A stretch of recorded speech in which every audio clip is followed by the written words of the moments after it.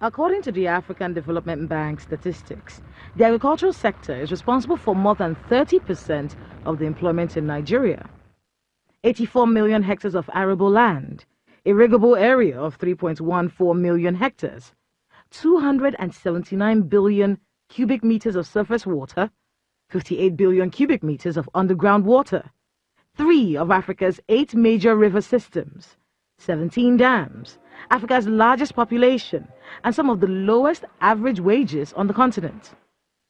Then there's the large domestic market and import dependency.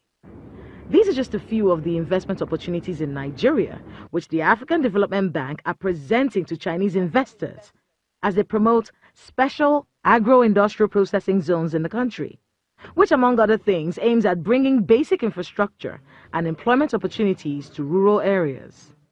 In our own case, we are basically looking for direct private sector investments. So we don't want to incur loans as much as possible. We want people who come into this country and simply just invest. The investors had some views on what challenges they may face if they choose to invest.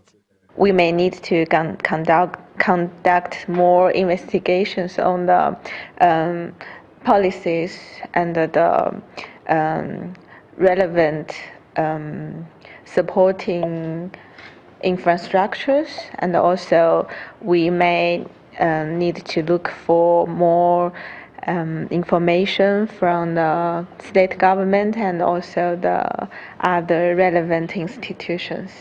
The senior director of the African Development Bank in Nigeria explains why China ranks high in the list of collaborators in the sector.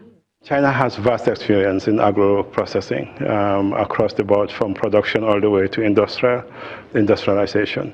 Security, yes, is an issue in some areas, but I think that experience has shown that we have been able to invest in, to promote investments in areas.